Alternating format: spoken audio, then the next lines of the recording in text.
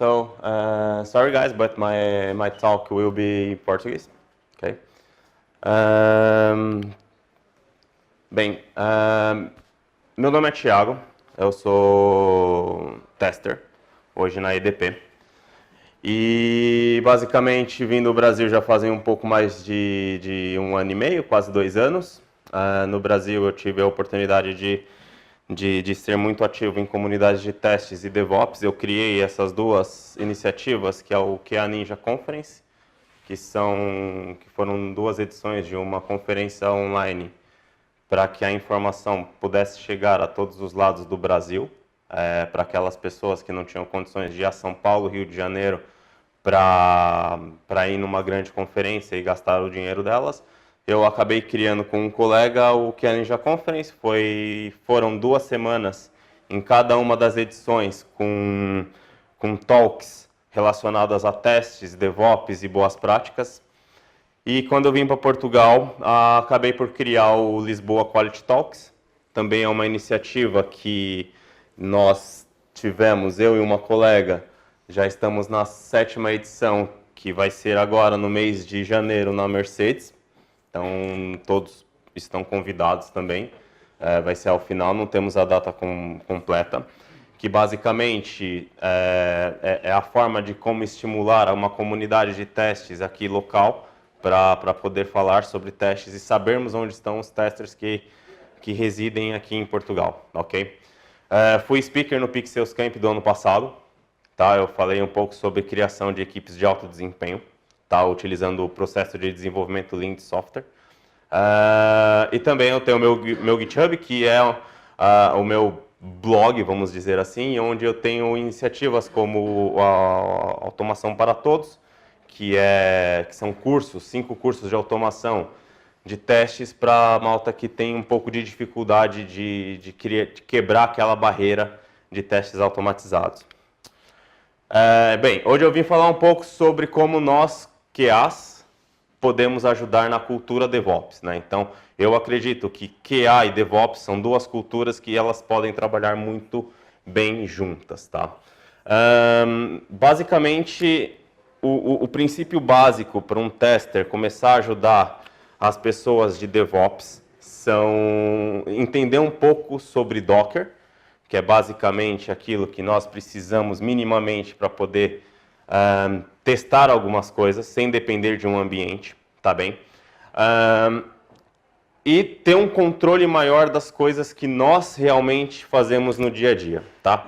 Eu sou desenvolvedor Ruby, então eu tenho por default, no meu Gemfile, por exemplo, travar as versões como uma boa prática para poder executar os meus testes, tá? Assim como para não ter que ficar dependendo da própria comunidade, dar manutenção em algumas gens ou não. Então, por exemplo, quando o Selenium ele saiu da versão 2 para a versão 3, teve um processo muito complicado para aqueles que não mantiveram na versão 2, ou seja, o Selenium 3.0 ele usou uma nova técnica que é o Marionette, que basicamente ele tirou o driver de dentro dele e tirou para eu poder instalar de forma independente para poder subir o browser. Nesse caso, todas as pessoas que eu conheço da comunidade que não travaram a versão tiveram problemas muito grandes com os testes. Então, até todas as gens rodarem em volta do Selenium demorou quase 6 meses, né? Então, foram praticamente 6 meses de testes perdidos para muitas pessoas. Então, qual que é a base disso? É trabalhar mais próximo do que eu chamo de casa das versões, vamos dizer assim, que saiu uma nova versão, o que a comunidade está falando, o que eles fizeram e acompanhar a documentação dessa versão nova que está saindo. Por quê? É a forma primária de ajudar na cultura DevOps, ou seja, eu tenho uma base com todas essas versões, por exemplo, do meu ecossistema, que eu criei um Dockerfile, eu criei o meu Docker Composer, e eu peguei e falei para a malta de DevOps, tá aqui, esse é o ecossistema que eu preciso para os meus testes. E aí, com o passar do tempo, eu não preciso que o meu DevOps, por exemplo, fique atrás das versões. Então, se sair uma nova versão, eu crio um novo container e encapsulo dentro desse container todas as versões novas que saíram para poder testar e ver onde está quebrando. Depois que essa versão estiver estável, eu posso falar, olha, está aqui um novo ecossistema, vamos colocar isso no Dockerfile e passa para frente. Então, em vez de eu ter que ficar toda hora dependendo de pessoas, eu mesmo posso criar essa cultura. Então, nesse caso,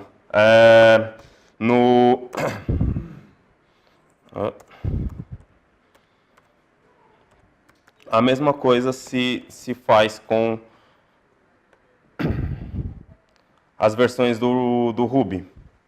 Então, geralmente, quando eu venho aqui nas versões do Ruby, eu tenho as versões que são estáveis, as versões que ainda não são estáveis, enfim. Então, eu posso ir acompanhando cada uma delas para ver o que está acontecendo, para ir testar isoladamente os meus testes. Assim como eu pego no meu RubyGems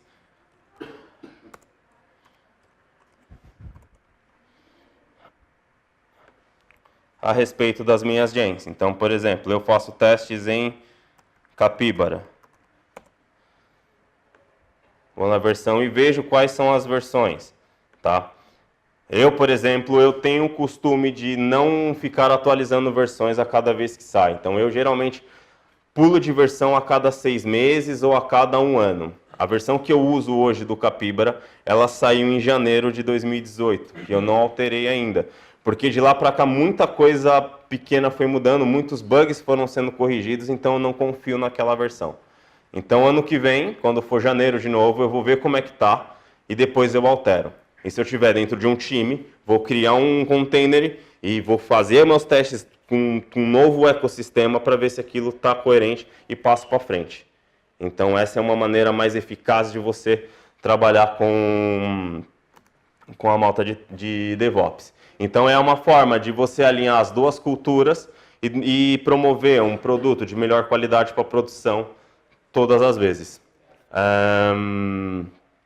Uma outra maneira de poder estar mais próximo da cultura DevOps é justamente fazendo pair programming com as pessoas que operam, por exemplo, os containers e trabalham com a parte de AWS, etc. Então, ter essa prática do pair programming faz com que nós, testers, nos aproximamos muito mais dessa cultura, que ainda é algo que não está muito bem na cabeça das pessoas. O próprio tester, até hoje, tem problemas de automação de testes, então o problema não é só a automação. Então, hoje, além da automação, nós temos que trabalhar com a parte de DevOps, tá? Então, os testers que nós conhecemos da velha escola vão acabando aos poucos, né? Caso eles não entrem nesse mundo novo.